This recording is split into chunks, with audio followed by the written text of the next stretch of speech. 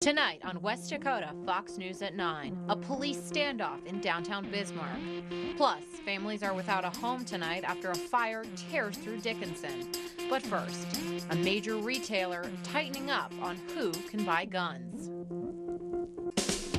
This is West Dakota Fox News at 9 with Molly Martinez and meteorologist Henry Blakes. Your first news of the night starts right now on West Dakota Fox News at 9. Good evening, I'm Molly Martinez. In the wake of the Marjorie Stoneman Douglas High School shooting, a new battle cry is sounding for tougher gun control. While activists fight for lawmakers to take action, in the interim, the private sector is stepping in. Dick's Sporting Goods corporate office says rifles will no longer be sold at field and stream stores across the nation. Dick's Sporting Goods already stopped selling assault-style rifles after the Sandy Hook massacre. Now they will no longer sell high-capacity magazines or firearms to anyone under the age of 21. Today, Daniela Hurtado spoke to local shoppers. A debate that has been going on since before the massacre at Sandy Hook Elementary. Number one, not the gun's fault.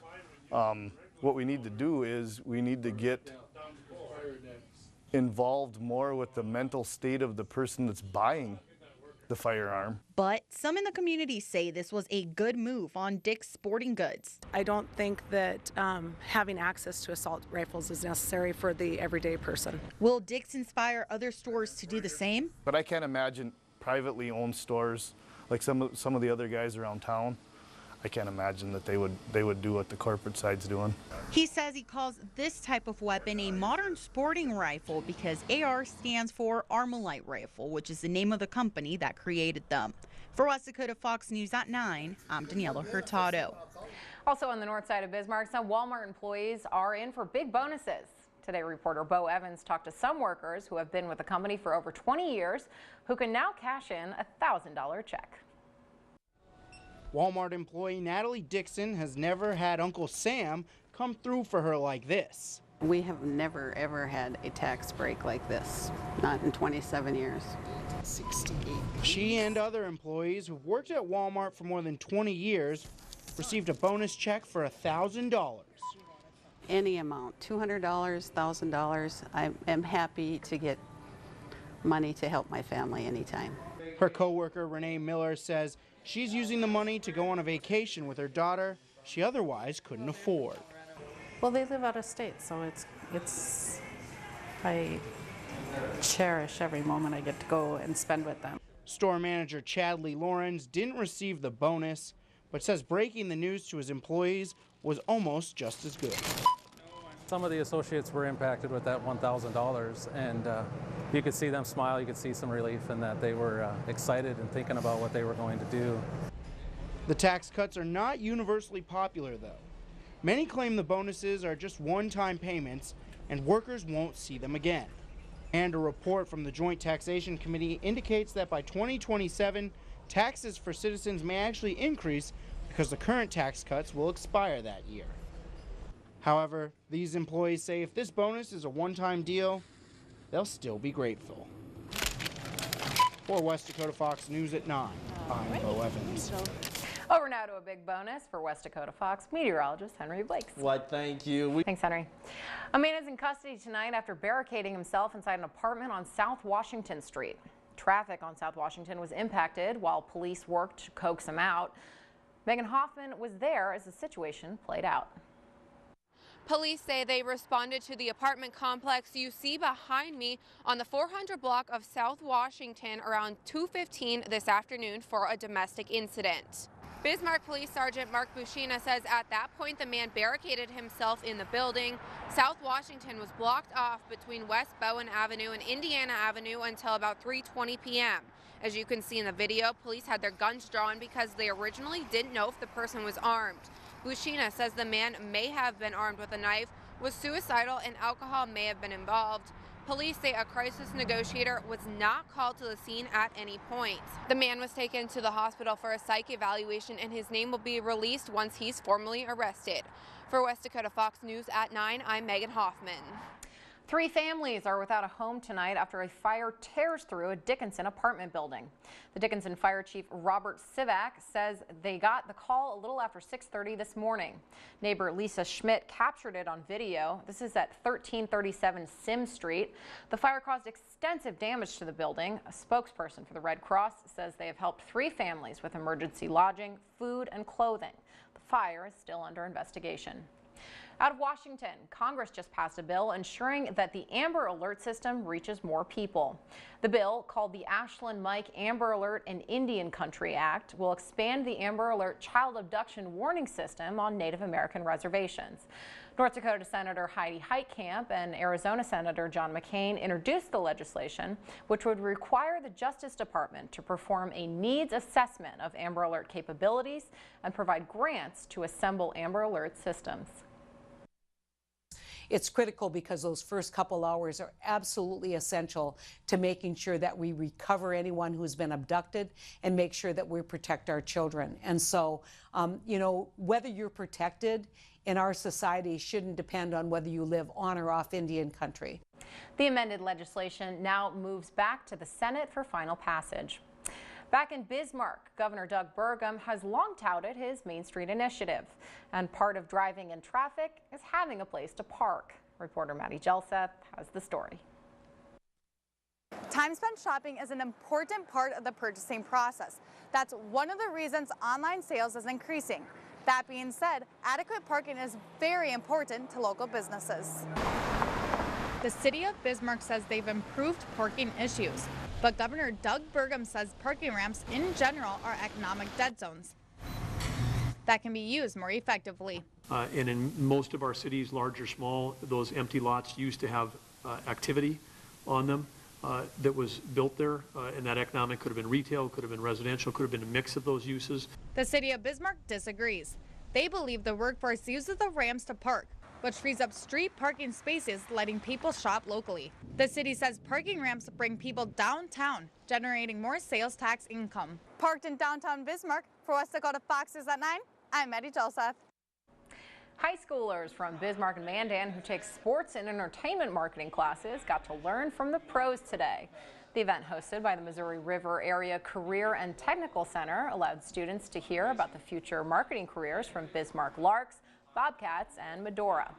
The students even got to tour the event center and hear about marketing within the building. Groups that are looking for internships or maybe summer work or summer helpers. So some of these students are showing some sort of interest in the field or the industry. In Williston, a balsa wood bridge isn't something you would want to drive your car over, but for students at Williston High School, it can be a useful way to learn the ropes of engineering. Students in one math class are building model bridges for the school's upcoming engineering competition. The goal is to get students to use their problem-solving skills and work together as a team.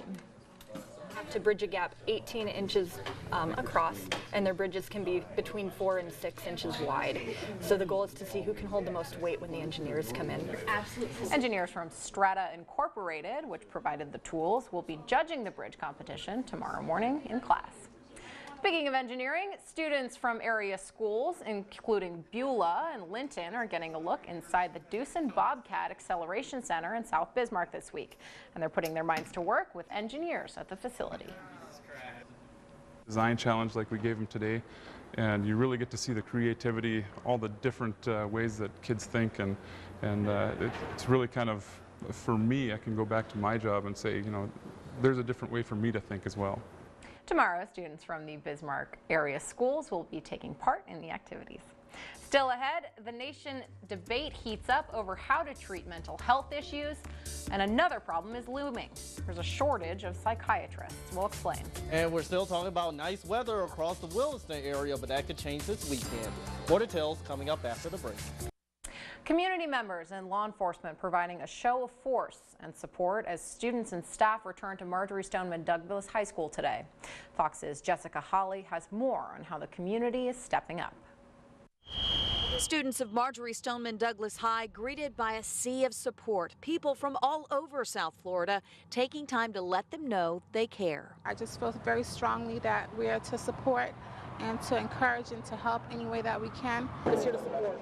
The Broward County Police Benevolent Association presenting each student with a flower. And Sheriff Scott Israel was on campus along with hundreds of police officers from across the state. This is overwhelming, the officers here. It's incredible. We need this, we need more of this. Lisa Fuchs and Melody welcomed students near the entrance of the school. A wave and a thumbs up or a high, and the kids are glowing. This is Darth Vader, and this is Chucky. Amanda Anslow arrived with a petting zoo, 2 ponies, a donkey, and a goat. We just wanted to bring love and support for everyone. Volunteers also hoping to offer a sense of security, and that's why the Guardian Angels are here. Extra pair of ears and extra pair of eyes for the police department. That's what we're going to do out here for the rest of the school year. A school year with many more difficult days ahead, but the people of this community want the students, teachers, and staff to know they will be here every step of the way. I'm out here showing my support to my community and the kids of Stoneman Douglas. Let them know that we're here to support them.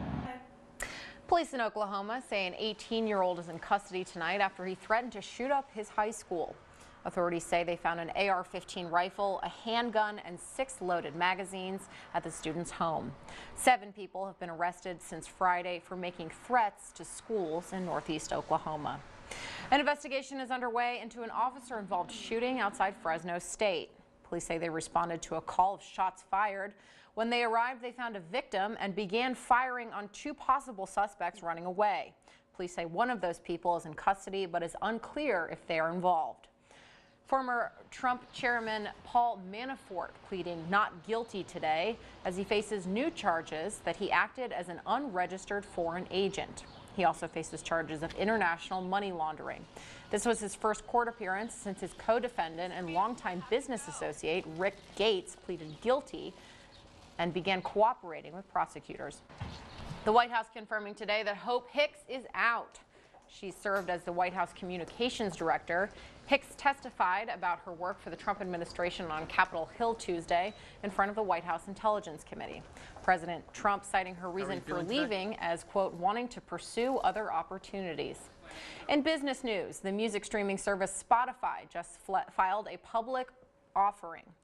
The music service intends to trade under the symbol SPOT on the New York Stock Exchange.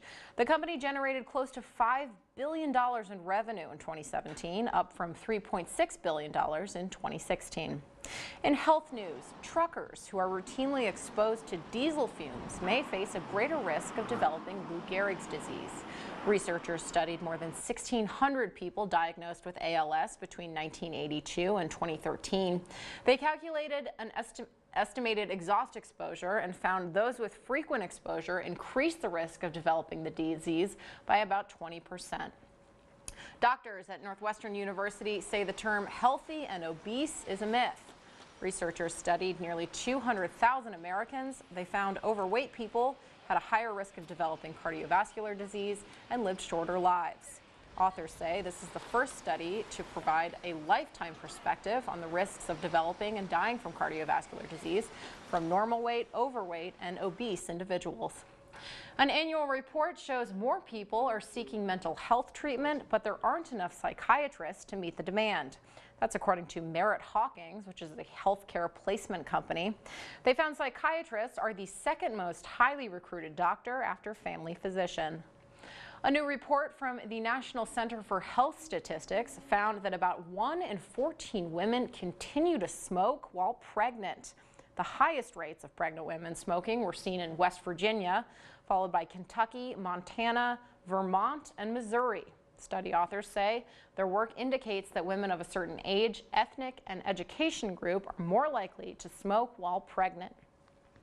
Here in the region, we enjoyed a warm-up today, but over in Ireland, they're getting blasted with a wintry mix. But that didn't stop some very brave swimmers. This is in Galway Bay. I guess any excuse for a beach day, right, Henry? Yeah, most definitely. We could use one here, but we are going to be seeing changes in our forecast over the weekend.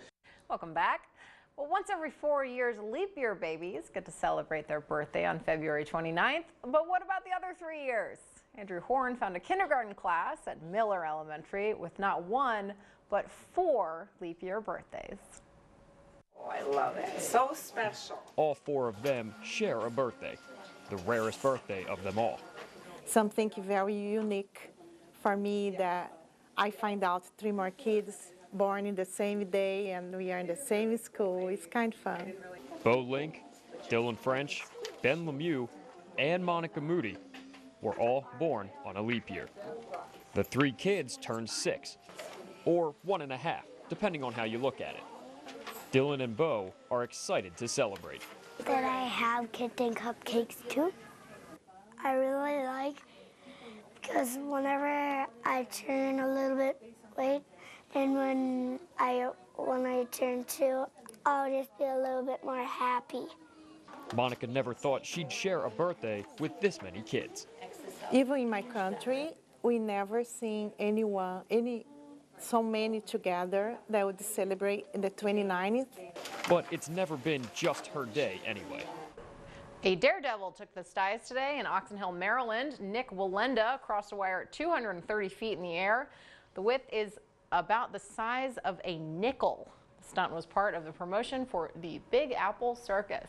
Over now to Henry for some good news. Yeah, we're going to be talking about some possible patchy fog in the morning. Not as widespread as today, but still, the chance will be there. Clear skies starting out sunny for many of us. Wind becoming southeast 5 to 10 miles per hour. Highs will be back near 40 degrees, especially over the weekend with returning chances of precipitation. Henry, what a beautiful forecast. Yes, Thank you. You're welcome. See you tomorrow.